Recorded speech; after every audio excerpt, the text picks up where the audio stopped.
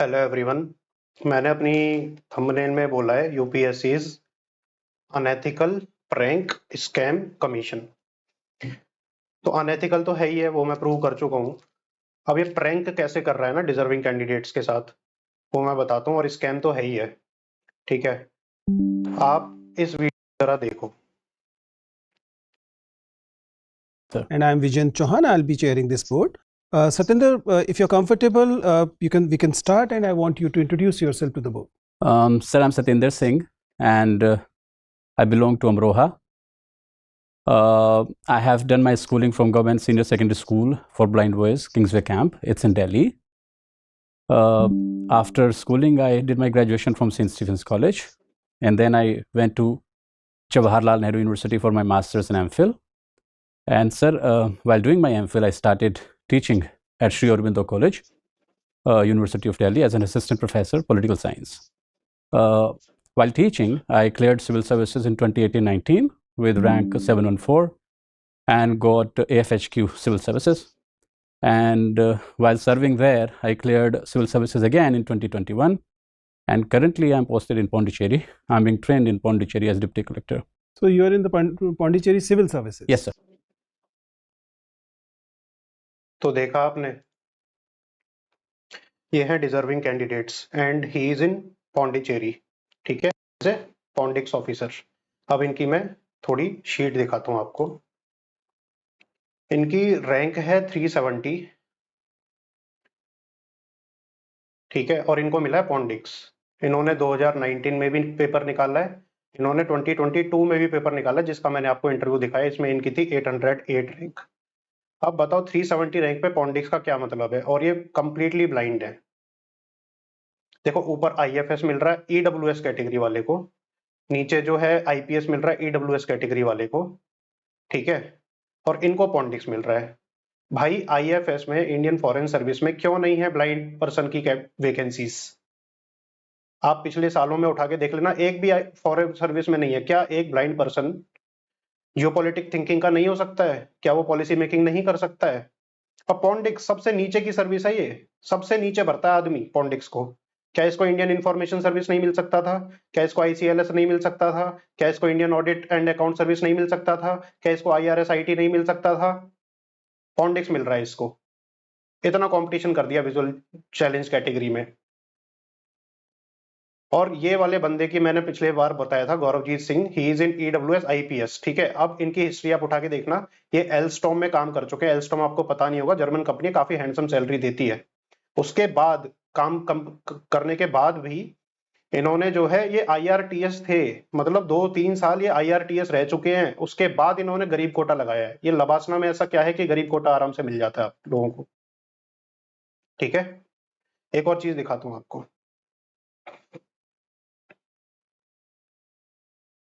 देखना इस चीज को। From that, I saw that you were working and it was a very brief experience. Yes, ma'am. At Unilever, but it was a very handsome salary. Yes, ma'am. And then, so I worked there for like 2 months. So my payment was around 1.2 lakh, ma'am. Yes. So and then after that, I was offered also a job pre-placement offer for 25 lakhs, ma'am. yes, But I had the like full faith that I have to come within the civil services. yes, So for that purpose, I did not go for that particular offer.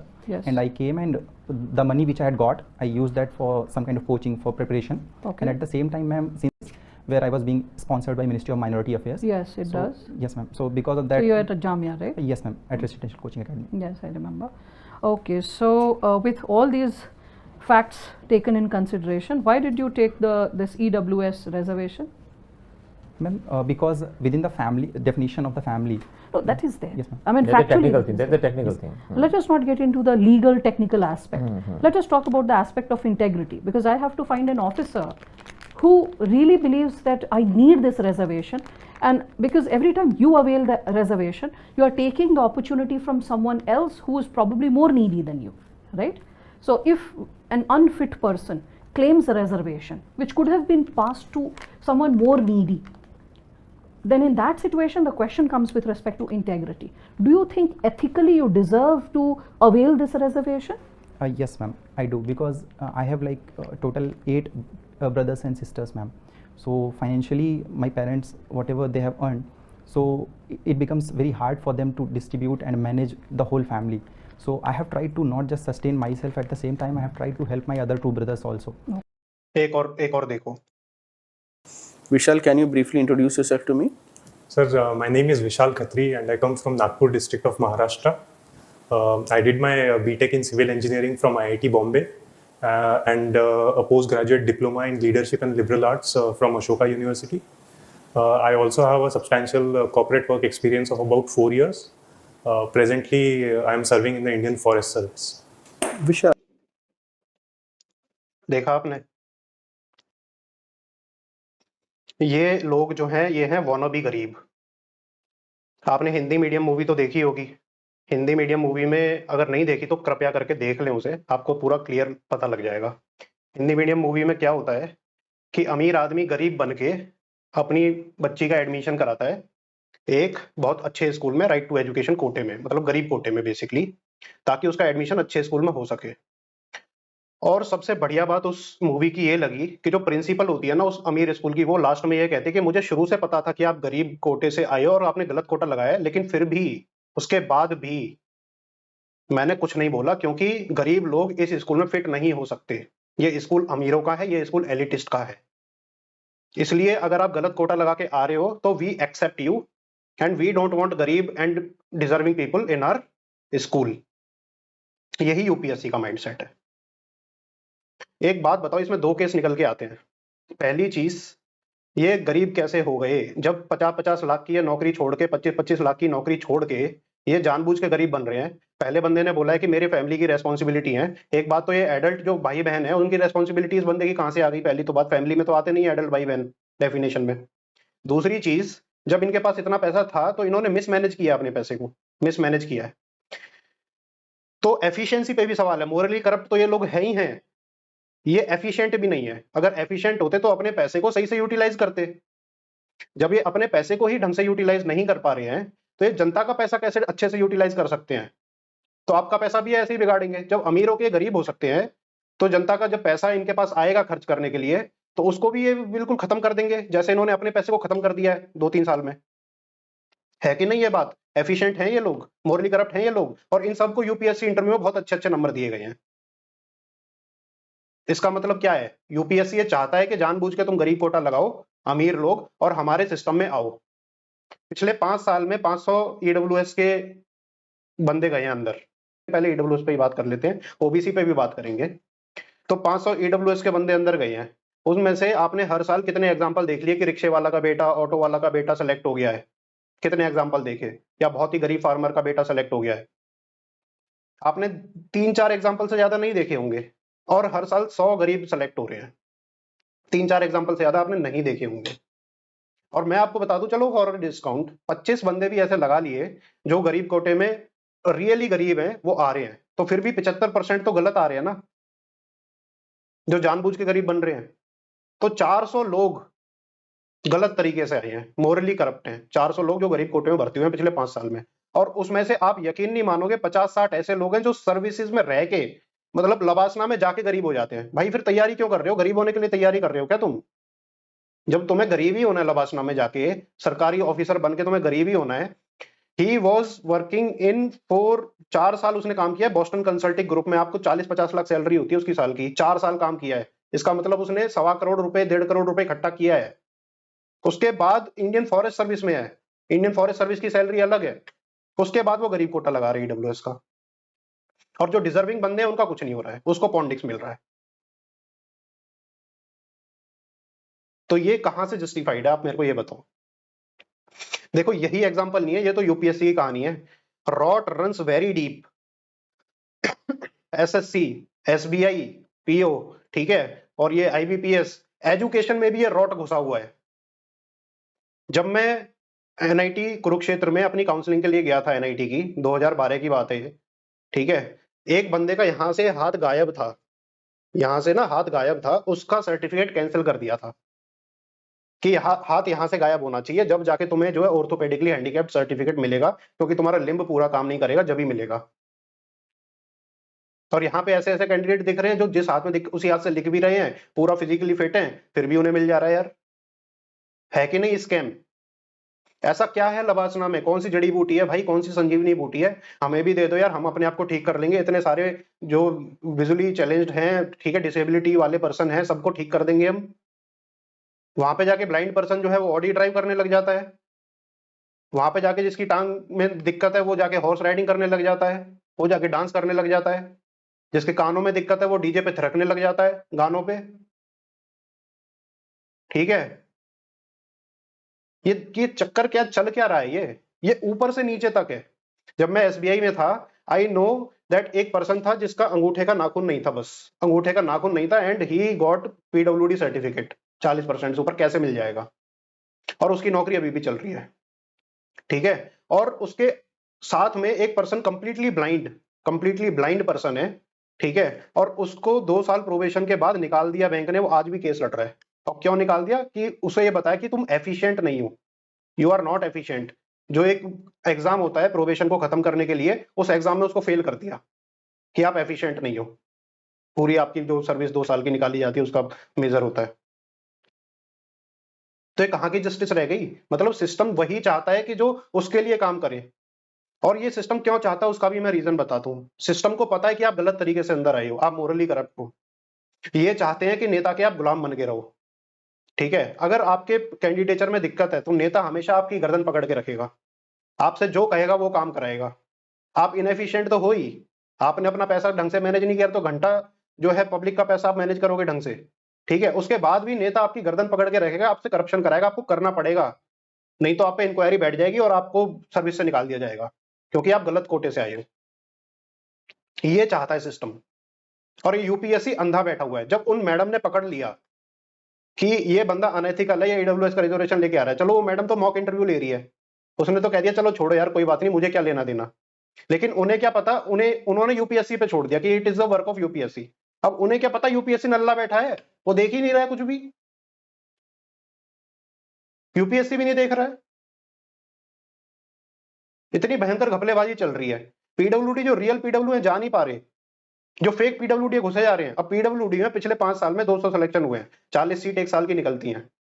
ठीक है, और real PWD उसमें ठीक है, मतलब 70-80% है, लेकिन 20% जो है गलत पीडब्ल्यूडी है। ईडब्ल्यूएस 70-80% ईडब्ल्यूएस फर्जी है और पीडब्ल्यूडी 20-30% फर्जी है, बिल्कुल फर्जी है।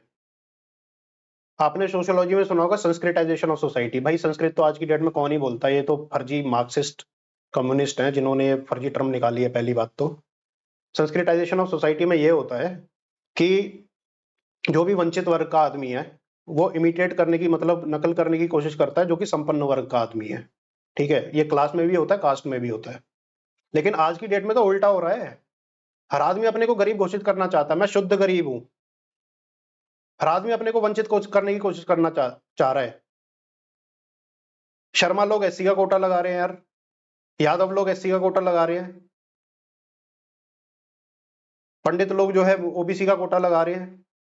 ये चल क्या रहा है? एसटी में तो इतनी बड़ी घपलेबाजी है, आपको सबको पता है क्या घपलेबाजी हो रही है एसटी में। जो भी स्केड्यूल्ड रीजन है वहां पे आप जमीन ले लो, आपको एसटी कोटा मिल जाएगा। और इन्फ्लुएंस से क्या नहीं हो सकता? करते हैं लोग, ले रहे हैं फर्जी कोटा। ये रिफॉर्म करने की जरूरत है कि नहीं है? और ये डिप्रेशन का सिस्टम आपको मैं बताता हूं, इस देश की मैं कितने एस्पिरेंट्स को जानता हूं जो कि डिप्रेशन की गोलियां खा रहे हैं लिटरली। ठीक है, अब सारे के सारे एस्पिरेंट जो भी डिप्रेशन के शिकार हैं वो सारे कोटा बनवा लेंगे तो यार इस देश की 50% जनता डिप्रेशन में है, तो क्या 50% तुम मेंटली डिसेबल्ड दे दोगे, सबको कोटा दे दोगे क्या? ये चल क्या रहा है इस देश में? और ये टेम्परेरी है। पीडब्ल्यूडी में भी टेम्परेरी होता है और एक परमानेंट होता है। टेम्परेरी को जो है रिजर्वेशन नहीं मिलता है, जो ठीक हो सकती है उसकी बीमारी। Depression is a curable thing, वो ठीक हो जाती है। लबासना में ऐसी कौन सी संजीवनी बूटी है यार? मुझे लग रहा है लबासना उसी पहाड़ पे है जिस पहाड़ पे जो है हनुमान जी लेके गए थे लक्ष्मण जी के इलाज के लिए संजीवनी बूटी। पूरा सिस्टम ऊपर से नीचे तक रॉट है। बस मेरा यही कहना है कि इसकी एक सेपरेट एजेंसी होनी चाहिए जिसकी कॉन्स्टिट्यूशनल बॉडी होनी। इस मुद्दे को आप पार्लियामेंट में उठवाओ, मेरे पॉलिटिकल लिंक्स नहीं है, आपके हैं जो भी मेरे को देख रहा है, सीनियर सिविल सर्वेंट देख रहा है, जो भी पॉलिटिशियन देख रहा है, जो भी लोकल एमएलए देख रहा है, प्लीज इसको जो है असेंबली में उठाने की जरूरत है, इसको रिफॉर्म करने की जरूरत है। एक कॉन्स्टिट्यूशनल बॉडी होनी चाहिए। ये तहसीलदार वहसीलदार से सर्टिफिकेट और ये लोकल डॉक्टर से सर्टिफिकेट बनवाने बंद करो यार। ये इतना सिस्टम जो है खराब है। जो आदमी ग्रुप ए सर्विस में है, 4 साल जो है वो कॉर्पोरेट एक्सपीरियंस है, विदेश जाके आया हुआ है, वो कैसे गरीब हो गया? ये गरीब कोटा नहीं खा रहे तो क्या हो रहा है? उसकी तरह, हिंदी मीडियम मूवी की तरह। और वो प्रिंसिपल जो कहती है कि हमें गरीब चाहिए ही नहीं अपने स्कूल में, हमें जो है वंचित चाहिए ही नहीं अपने इंस्टीट्यूशन में, ये यूपीएससी भी वही सेम काम कर रहा है। और ये मुद्दे को कब तक उठाया जाएगा? हम अपने काम छोड़ के बैठे हैं। मुझे एथिक्स की क्लासेस लेनी है, मुझे पब्लिक एडमिनिस्ट्रेशन की आंसर राइटिंग करानी है, मैं अपने काम को सारे छोड़ के यही सब करता रहूं क्या? कब तक करता रहूंगा? ये अभी उठने की जरूरत है, क्योंकि ये हॉट टॉपिक है। ये थोड़े दिन बाद में ना खत्म हो जाएगा, ये ऐसे ही चलता रहेगा सिस्टम। कम से कम जो हो गया गलत ठीक है, कोई बात नहीं, लेकिन आगे गलत ना हो ना। आगे इनएफिशिएंट बंदे, मोरली करप्ट बंदे ना जाए ना सर्विस में। और ऐसे कितने एग्जांपल दिखाऊं? मैंने 1-2 दिखा दिए, 3-4 दिखा दिए। ऐसे 50-60 लोग हैं जो सिलेक्टेड हैं और ईडब्ल्यूएस कोटा लगा के आ रहे हैं। 50-60 ऐसे केस हैं। क्या जांच नहीं होनी चाहिए? जब एक मेंबर कमेटी बैठ गई तो सारी इन सबकी पिछले 10 साल में जांच नहीं होनी चाहिए? जो 3000 ओबीसी नॉन क्रीमी लेयर आए हैं, ठीक है, उनकी जांच नहीं होनी चाहिए कि उनका फैमिली बैकग्राउंड क्या है? जो पिछले 10 साल में 500 गरीब आए हैं, क्या उनकी जांच नहीं होनी चाहिए क्या वो रियली गरीब थे कि नहीं? जो 400 पीडब्ल्यूडी आए हैं, क्या उनकी जांच नहीं होनी चाहिए कि दे वर रियल पीडब्ल्यूडी और नॉट?